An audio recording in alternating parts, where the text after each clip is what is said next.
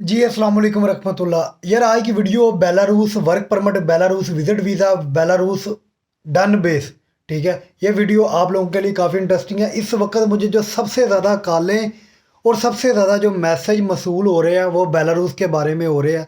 और बेलारूस के नाम पर जो है ना लोग पैसे भी अपने बहुत ज़्यादा जो है ना बहुत ज़्यादा नुकसान कर चुके हैं। तो इसलिए जो है ना मैंने कहा कि ये एक वीडियो बना दूँ ताकि जो मेरे भाई है, ठीक है, मेरे अज़ीज़ है, उनके जो है ना पैसे बच जाएँ और उनका टाइम भी बच जाए।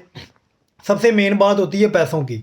टाइम की तो मसला नहीं है, ठीक है। कौन सी इधर फैक्ट्रियाँ वगैरह चल रही है बंदों की, जो है ना टाइम का सही है। तो क्योंकि वीज़ा तो वही बंदा अप्लाई करता है जो एक बिल्कुल वैसे ही फ़ारग बैठा है, ठीक है।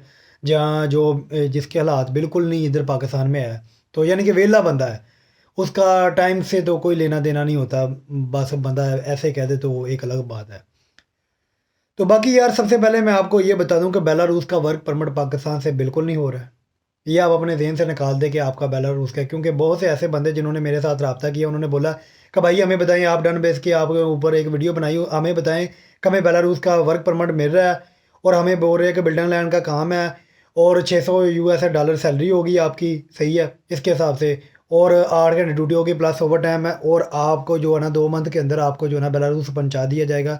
तो बेलारूस का पाकिस्तानियों का काम बिल्कुल नहीं होता वर्क परमिट के, खास करके बेलारूस वाले जो ना पाकिस्तानियों को जो है जॉब के लिए नहीं लेता। और बेलारूस के अंदर इतनी अपॉर्चुनिटियाँ भी नहीं है कि आप ये कह लें कि काम बहुत ज़्यादा है जिसकी वजह से उनको लेबर की ज़रूरत है।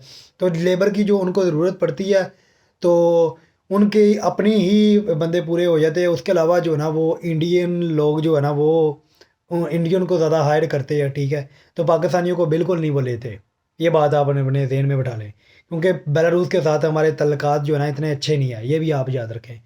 उसके बाद बात करते हैं कि ये तो आपका क्लियर हो गया कि वर्क परमिट नहीं बेलारूस देता। उसके बाद जो बात करते हैं विजिट वीज़े की, तो विजिट वीज़े का एक अलग सीन है, लेकिन जो विजिट वीज़ा डन बेस के है ऊपर है, तो वो मैं आपको बताता हूँ कि डन बेस के ऊपर हमने वीज़ा अप्लाई 7 बंदों के किए थे। एक बंदे का वीज़ा स्टैंप हुआ था, उसने भी अभी तक पेमेंट नहीं दी। बंदों के जब डन बेस के ऊपर वीज़े लगते हैं ना तो बाद में बहुत ज़्यादा जो है ना मसलन वो कहते हैं कि यार अप्लाई कर दें, ठीक है, बाद में देने कोई मसला नहीं है, बाद में पता नहीं ऊपर से निकल आने हैं पैसे। लेकिन जो है ना जो जिन लोगों ने गारंटियाँ दी होती है वो भी जो है ना टेंशन में होते हैं, और बाद में दूसरे सारे 100 मसले होते हैं। 6 बंदों के वीज़े रिजेक्ट हुए। अच्छा, 6 बंदों के वीज़े रिजेक्ट हुए, उनकी एम्बेसी की फ़ीस गई, उनके इधर उधर के खर्चे गए, ठीक है। यानी कि उनका जो लॉस हुआ है वो तकरीबन 1 लाख से ऊपर उनका लॉस हो गया। तो देखें, एक बात याद रखें, कोई भी बंदा अगर आपको जो है ना डन बेस के ऊपर करवाता है ना, तो आपने डन बेस के अंदर देखे अपनी स्टेटमेंट भी देनी होती है। कुछ लोग स्टेटमेंट भी मांगते, कुछ लोग स्टेटमेंट नहीं मांगते। जो हमारे पास से थी उन्होंने स्टेटमेंट नहीं मांगी थी। और एम्बेसी की फ़ीस आपने देनी होती है। आपकी एम्बेसी के फ़ीस के ऊपर वो रिस्क लेते हैं। अगर आपका वीज़ा लग गया तो उनके पैसे जो है ना यानी कि 18-20 लाख रुपया उनका हरा। अगर आपका वीज़ा रिजेक्ट हो गया तो उनका तो कोई नुकसान नहीं हुआ, नुकसान फिर भी आपका ही हुआ। तो इसलिए जो है ना जो आप डन बेस के ऊपर जो है ना डन बेस के ऊपर भी आपने एम्बेसी की फ़ीस का रिस्क लेना है। तो आम रूटीन पर तो आम रूटीन पर आप एम्बेसी की फ़ीस का रिस्क ले लें।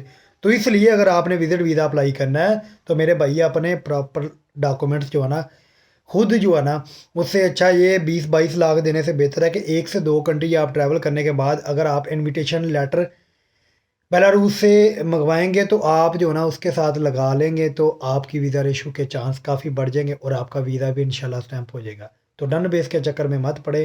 उम्मीद है कि मेरी बात आपको प्रॉपर समझ आ गई होगी। बाकी जिन लोगों को नहीं समझ आनी, जितना मर्जी समझा दे, डन वे डन वे डन वे, और कोई बात ही नहीं आती उनको।